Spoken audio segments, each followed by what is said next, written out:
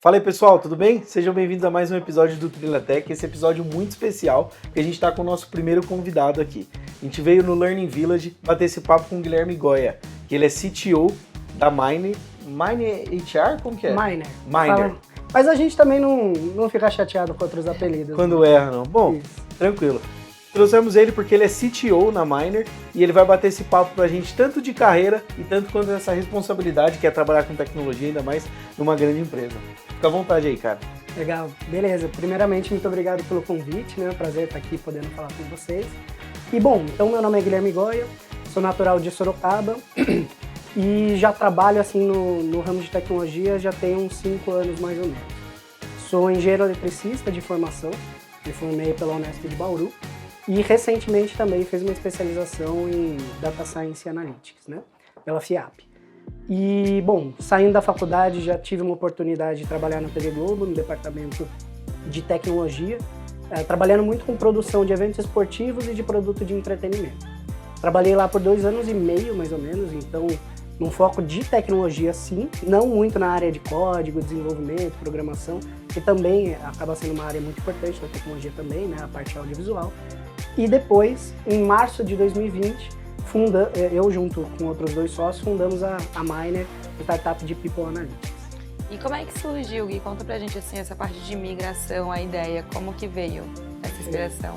Legal, eu acho que assim, já de um tempo que eu estava trabalhando com a parte do audiovisual, eu já vi esse boom que estava tendo no mundo de engenharia de software, dados, e eu conseguia ver que acabava sendo uma parte de desenvolvimento que eu me interessei muito, tive um mínimo contato na faculdade, e que eu gostaria de estar me aproximando um pouco mais.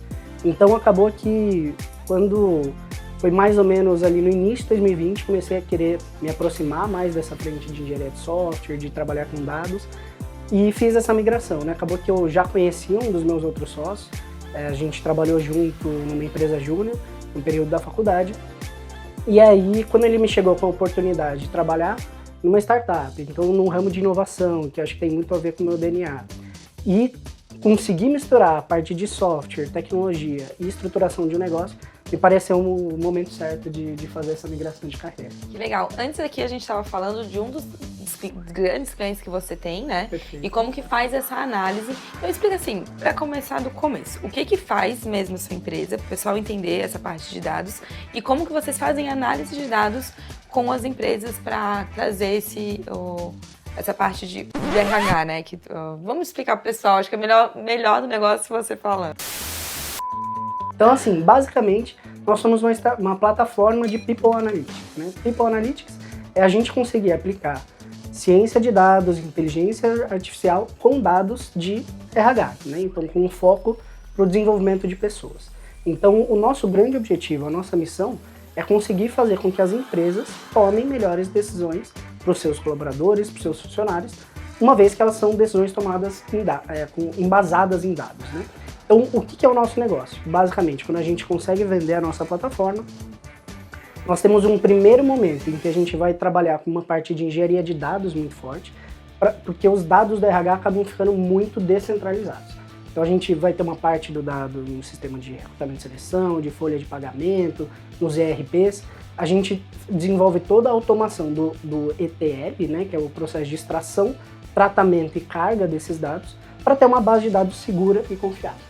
Uma vez que a gente faz isso, aí a gente já tem uma plataforma que consegue apresentar os dados em algumas camadas do Analytics. Uma camada mais inicial, que a gente chama de descritiva, que basicamente é o que aconteceu, né? Então você consegue ter alguns dashboards, conseguir acompanhar quantos colaboradores você tem, qual a taxa do turnover, percentual de diversidade, enfim. E aí você tem outras camadas, que são a diagnóstica e a preditiva. Com isso, a gente desenvolve, com base de inteligência artificial, né, alguns modelos preditivos para, por exemplo, prever qual a probabilidade do Guilherme pedir demissão daqui a 6 meses e quais são os possíveis motivos. Ou então, com base nos dados, qual seria o perfil ideal de contratação, como eu aumento o percentual de mulheres em cargo de liderança. Então, a gente enxerga o People Analytics como um meio, né, para resolver problemas de negócio. E aí a gente aplica mediante cada empresa, cada um dos nossos clientes tem um objetivo diferente.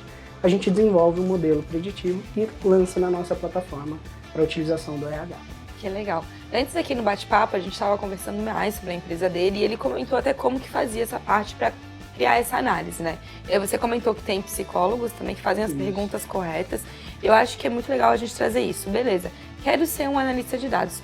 O que foi muito legal que tu trouxe que é, sua formação é outra, foi para inovação, ou seja, que a gente falou durante toda essa temporada é carreira, dá para migrar. Necessariamente, né, toda a bagagem que você trouxe de outra faculdade faz sentido também, é conhecimento, mas as perguntas certas para fazer essa análise de dados, como que vocês fazem, assim, para quem quer ser um analista? Qual é a visão analítica que eles têm que ter? Como que se faz a pergunta certa? Como que vocês trazem isso para a empresa hoje de vocês? Perfeito. Então, acho que quem já vem estudando aí os temas de, por exemplo, Data Science, uma imagem que é muito comum da gente ver é aquele diagrama de Venn, né? Que você tem as 3 dimensões. O pessoal fala que a ciência de dados acaba sendo muito você ter um mundo que é a programação, então você ter a capacidade de desenvolver e conseguir tratar um grande volume de dados, então você precisa ter uma parte da programação. Você tem um universo da estatística, da matemática, porque quando a gente está falando de tendências, de previsões, a gente precisa se embasar em métodos estatísticos, enfim. E a terceira é o conhecimento do negócio, né? Então, se a gente está falando sobre um analytics voltado a investimentos, precisa ter alguém que sabe muito, por exemplo, levantar as hipóteses corretas sobre o que pode fazer uma ação crescer na bolsa ou não, qual que é a probabilidade, enfim. Você precisa ter alguém que conhece muito deste universo. Você tem um especialista no tema e aí une com um cara de tecnologia para fazer rolar. Exatamente. O centro, né, a interseção desses 3 mundos, aí você vai ter o Analytics voltado para o seu tema. Hoje o pessoal muito fala sobre o profissional no perfil T, né, o formato T. E é você conseguir, enfim, falar sobre todas as coisas, né, ser minimamente generalista e ter um assunto específico que eu domine, que eu vou ser especialista naquele assunto também. Então, como que a gente começa? Com a dor, né? Qual que é o problema? Então, por exemplo, a empresa que nos contrata pode chegar e falar, cara, preciso reduzir a minha rotatividade. Tenho ali o ano inteiro muitas pessoas saindo, 60% de turnover, né? O turnover é a rotatividade da empresa. Então, muitas pessoas estão pedindo para sair e eu quero conseguir conter isso. Legal, este é um problema. Ou, não, eu quero ter uma retenção, a minha rotatividade já é baixa, mas eu quero ter uma retenção dos meus talentos, né? Das pessoas que têm este tipo de conhecimento ou aquele. Ou então eu quero ter uma empresa mais diversa, por isso eu tenho que atuar na atração e retenção de grupos de minoria, por exemplo. Então, assim, tudo se inicia pelo problema. Qual que é a dor? Qual que é o nosso objetivo? A partir disso, aí sim você começa a levantar as hipóteses, né? Então, quais são as perguntas? Então, será que essa pessoa que sai da empresa, será que ela tem um viés salarial? Será que é o tempo que ela leva para receber um aumento? Será que é a quantidade de feedback? Será que, enfim. Então, você vai levantando todas essas perguntas. É um processo de co-construção que a gente faz, inclusive, junto com o cliente, porque no final do dia ele vai saber também contribuir com as perguntas. Então, a gente junta muito com o nosso cliente para co-construir essas hipóteses. Acabam dando, enfim, já tiveram alguns outliers aí, mas assim, em média umas 500 hipóteses por cliente. Cara, é bastante coisa. E que muitas vezes, com o mesmo dado, você consegue, aplicando métodos estatísticos diferentes, levantar hipóteses diferentes. Se eu estiver aplicando a média de uma informação ou o desvio padrão, já são coisas que podem, enfim, trazer explicações diferentes pelos motivos de sair. É saber onde aplicar, né? Você Perfeito. pega o problema e depois vai pensando na solução. Exatamente. Então, assim, e aí, ok, tenho as perguntas. Aí vai para o mundo real, né? Quero saber se uma pessoa que mora a tantos quilômetros da empresa tem uma maior probabilidade de sair. Ok, eu tenho esse dado, eu tenho aonde o colaborador mora, eu posso usar este dado, né? Toda uma questão de segurança da informação também. Então a gente começa a mapear quais são as informações de todas as perguntas que eu posso responder com os dados existentes, né? Vai acontecer. Isso, acho que quem tá aí também, que tá lá trabalhando, quer se especializar como analista de dados, como cientista de dados, engenheiro de dados, acaba pegando ali num Kaggle da vida, na internet, algumas bases que elas já vêm prontas, assim, né? Então elas já estão estruturadas, muitas vezes você vai ver, não tem nenhum dado faltante, a base está perfeita. No dia a dia, né, quando a gente está aplicando isso, por exemplo, nos nossos clientes, não é a realidade. O buraco é mais embaixo. Exatamente. Tem que caçar a informação Tem antes. que buscar, então muitas vezes a gente, um dos inputs é a gente conseguir ter que dizer, ó, essa hipótese que a gente quer responder, hoje não temos os dados para isso. Para que você tenha os dados para isso, faça. Então a gente acaba tendo uma atuação até bem consultiva. E tem um profissional dedicado para ficar nessa parte, certo? Isso, exatamente. Nós somos nossos people analysts também, né? Olha lá, isso que é legal trazer. Às vezes, poxa, eu gosto muito de dados, eu quero gerar insights e tudo mais, mas, cara, não sou muito bom ali com qual... Não sei se pode abrir, mas qual ferramenta que vocês usam? Vocês usam o Python para fazer a extração? Perfeito, era o exemplo que eu ia dar. Mas não sou bom no Python. Mas, poxa, não sou bom ali em gerar insight depois. Vai ter algum meio ali que você pode se encaixar, como, por exemplo, ir na busca dos dados, ver qual vai trazer valor. Tem dado que não interessa. Pro cara que vende sorvete na praia, não interessa o tamanho da roupa da pessoa. Interessa se tá calor ou não. Então, assim, ele tem que entender o meio, que talvez pode ser oportunidade para quem tá assistindo a gente, que, eu quero entrar nessa área porque, pô, dados é o novo ouro, né? Quem tem mais dados tem mais poder e tudo mais. Beleza, mas, pô, não sou bom com Python. Tá aí uma área, acabou de citar. Perfeito. Então, assim, você conseguir levantar essas perguntas acaba sendo uma atuação extremamente importante para as empresas. Até porque a gente também fala bastante, né? E hoje, até bem na moda, a gente falar sobre a cultura data-driven, né? Que, de fato, você precisa mudar a cabeça das empresas, dos colaboradores, a ser mais orientados aos dados também, né? Então, você ter uma pessoa que vai conseguir ajudar a pensar como eu consigo, a partir das perguntas que eu tenho, que eu quero conseguir responder, quais dados eu preciso buscar, e não necessariamente ter que saber ali, ir no Python, usar um Pandas ou um NumPy. Sim, tudo isso é importante, mas combinado também com esse profissional mais analista que vai conseguir nos ajudar a levantar as perguntas corretas, né? Isso vale também para os estudos, né, cara? A gente sempre incentiva aqui na EBAC o cara a não chutar. Eu quero ser desenvolvedor, então vou começar com Java. E é isso. Pega um projeto, pega uma coisa que você quer fazer, por exemplo, quero fazer um sistema que já vai mudando ali as imagens automático. Beleza, você tem um problema, igual você comentou, depois da solução você vai caçando qual vai funcionar mais. Igual você comentou, tem várias. Tem Python, Java, o que for ali para ele usar. Beleza. Qual delas vai me suprir melhor? Vai ter performance para isso mais? A analogia que você falou do mercado já aplicado na prática também vale para os estudos, né? Com certeza. Existe aquela metodologia de estudo que é o 70-20-10, né? Então 70% a gente fica ali na teoria, fica ali debruçado nos livros, estudando e tal. 20% conversando com as pessoas que sabem também. E aí 70% é mão na massa, né? Você conseguir colocar em prática o que você está estudando. E isso é muito importante. E aí, claro que com acompanhamento, com feedbacks, né? Porque você só sair fazendo sem ter alguém para ir, aí você também não potencializa o seu aprendizado, né? Então a gente acredita muito nisso, conseguir colocar a mão na massa mesmo, que é o momento, que é o melhor momento para você aprender, né? E é o que você comentou, né? Começa com desafios pequenos. Vamos começar aqui, quero desenvolver um sisteminha que seja assim, beleza, desenvolveu, vamos pro próximo. E coloca no portfólio, cara, é coisa que você tá fazendo. Não tem essa de eu recebo muito em live, em evento. Mas é um projeto pequenininho, cara, eu fiz só uma página de login. Não, você fez uma página de login. Para a página de login, você usou um framework, você trabalhou com hospedagem, coloca tudo que você faz, né? Não se limite. E eu acho legal trazer também que a base é muito mais importante. Então, assim, às vezes só o fato de você mostrar que sabe fazer uma integração, uma página de login, coisas básicas, mas que sabe fazer aquilo bem feito, traz para quem vai contratar o básico ele tem a proatividade, sabe fazer, vamos chamar, que dá o fit da cultura da empresa. Que eu acho que inovação é isso, né? A gente consegue ver aqui com o Gui como ele é novo.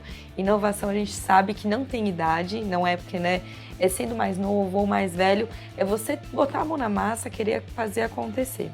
E uma pergunta que eu gostaria de fazer você trouxe a consciência da importância da segurança dos dados. Perfeito. Como que vocês fazem hoje, assim, e qual para quem está iniciando, entender a importância disso, né, de como o Pedro mesmo falou, o novo ouro, Qual é a importância dessa segurança? Como vocês trazem isso para a empresa?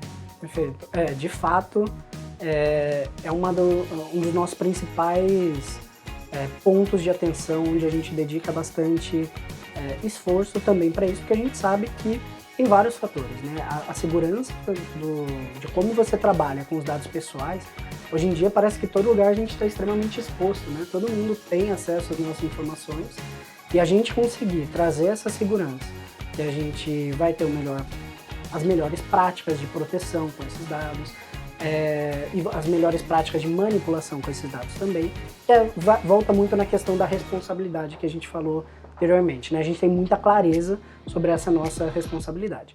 E até porque, aí sendo extremamente pragmático, né? Se eu não conseguir passar para uma empresa nos portos que eu comentei, de que eu tenho as melhores práticas para isso, eles não vão me contratar também, né? Então, a gente precisa sim ter, pela toda a responsabilidade que a gente acredita muito nisso, mas também porque isso é um gargalo de vendas, né? Quase todas as empresas que vão nos contratar, então o Renan, que estava tocando ali nosso comercial, chega nas fases finais da proposta, ele me aciona junto com o time de segurança de informação, junto com o time de tecnologia do próprio cliente, para que a gente possa discutir. Beleza, você tem todos esses dados, como a gente vai transferir de uma forma segura?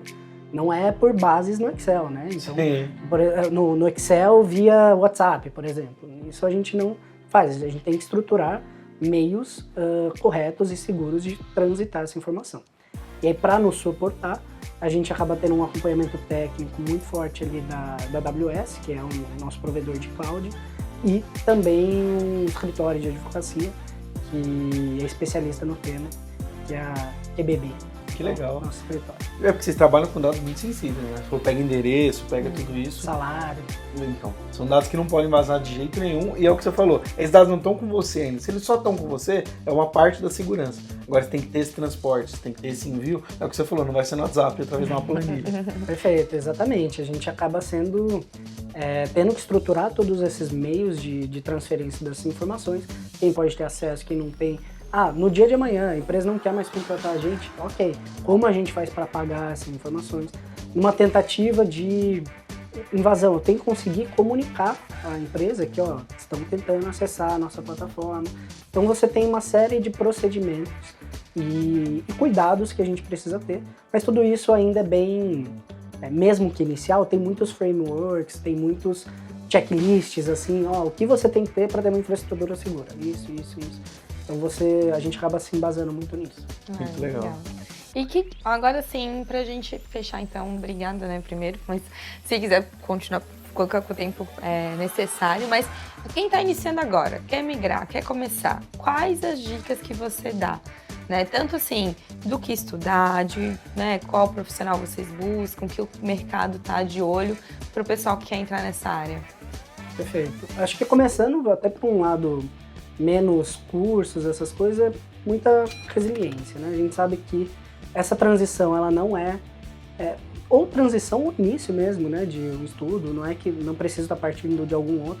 A gente sabe que é um processo demorado, né? Escuro. Exatamente. E muitas vezes solitário ali, né? Que você tá lá tendo que tá começando a fazer um curso, aí você começa a querer fazer você mesmo, replicar todos os códigos, vai dar um bug. Até você conseguir entender, às vezes você pensa na solução quando você tá no banho, assim, né? Você tá fazendo qualquer outra coisa. Então, isso, acho que o primeiro ponto é muita resiliência, né? Não é fácil começar nessa área, principalmente é um mundo de atividades, como a gente está falando de até linguagens que são open source. No dia que você aprender uma biblioteca, já nasceram outras 3 novas, então assim... Ou colocaram mais uma feature nela. Exato. Então acho que resiliência. Segundo, paciência assim com você mesmo também, porque não dá pra gente querer aprender tudo, saber tudo sobre uma informação. É muito mais o processo, né? A gente ter essa rotina, essa cabeça de estar sempre aprendendo, sempre se desenvolvendo. Então acho que isso seria uma primeira dica. E aí, de um lado um pouco mais prático assim também, né? Eu também começaria naquela linha que a gente falou.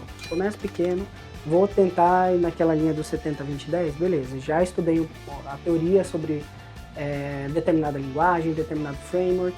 agora eu vou conversar com quem sabe. Será que eu não tenho um amigo que é desenvolvedor? Eu acabava sendo bem cara de pau até assim.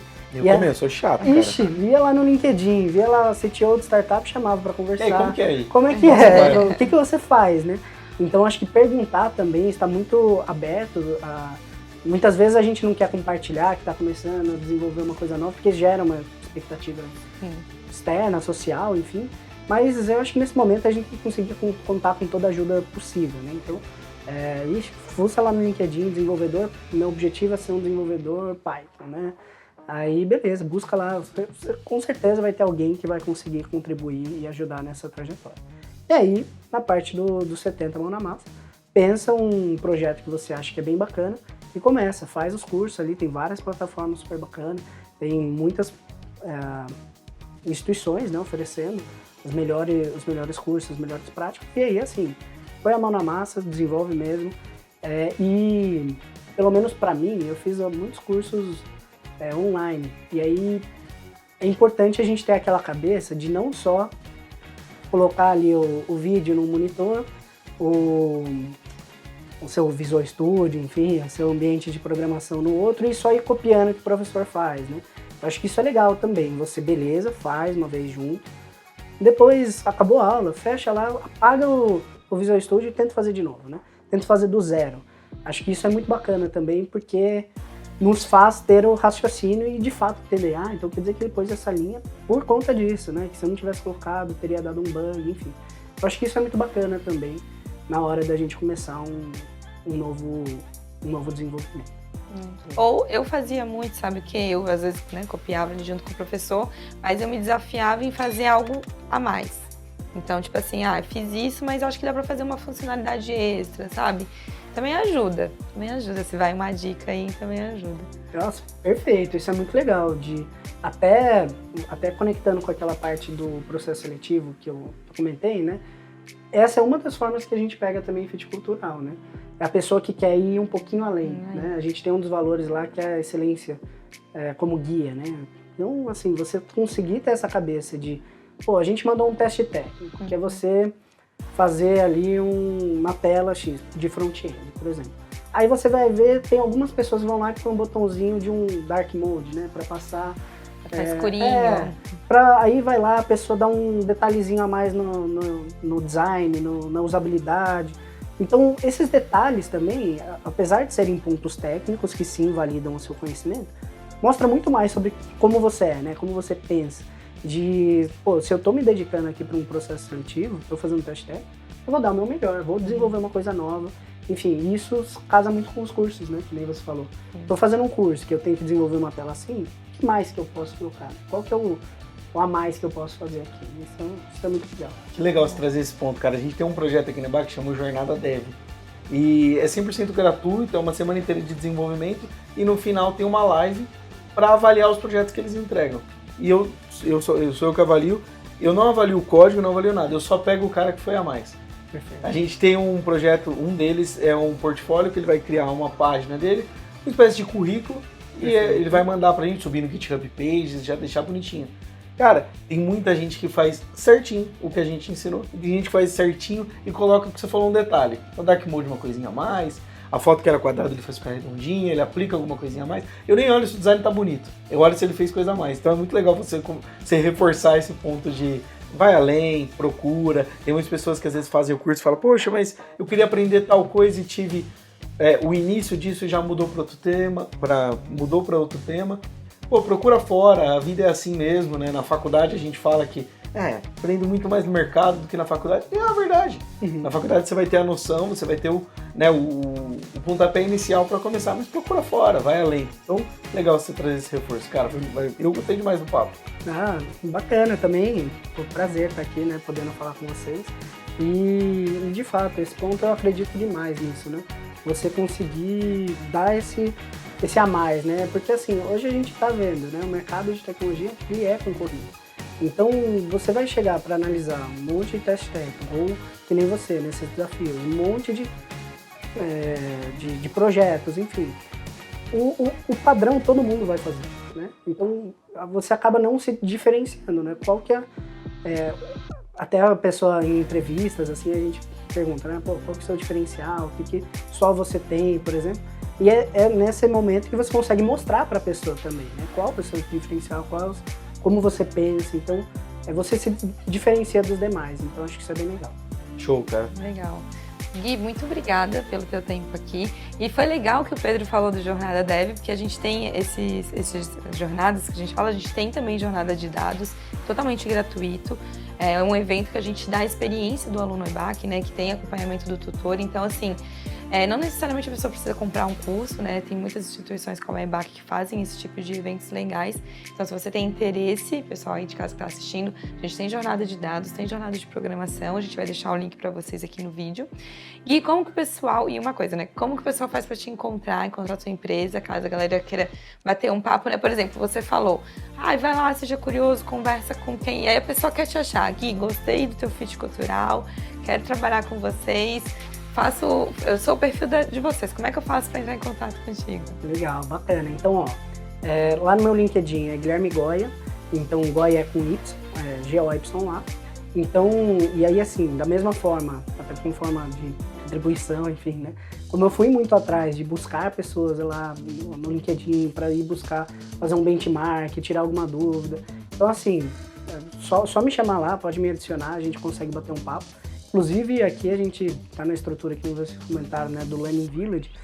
Estamos aqui fisicamente também, então qualquer dia a gente pode marcar, vir aqui tomar um café, né, a gente pode bater esse papo.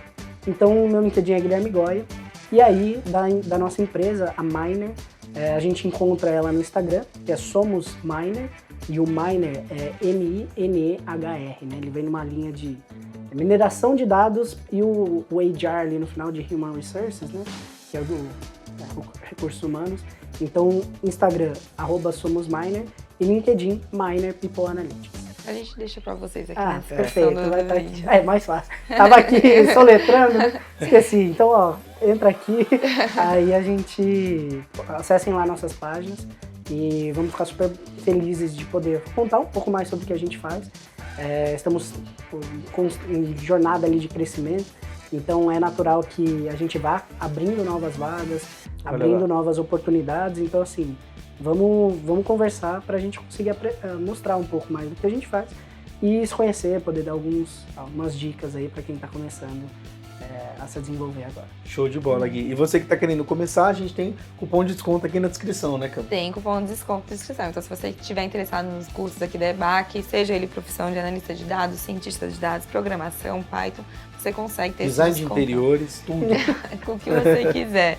Bom, obrigada mais uma vez, Gui, e eu espero que você venha daqui a um tempo e diga assim pra mim: Cami, participaram da jornada de dados, me chamaram no LinkedIn e estou contratando a aluno EBAC. Com certeza. Vamos trazer esse case. Não, eu que agradeço e, por favor, vamos sim trazer esse case pra cá. Pra gente vai ser super, super interessante. Então, pessoal, muito obrigado mesmo. Eu que agradeço. É um prazer estar aqui com vocês. Viu? Obrigado você, Gui. Valeu, gente. A gente se vê na próxima Trilhatec. Tchau, tchau. Tchau, pessoal. Até a próxima semana.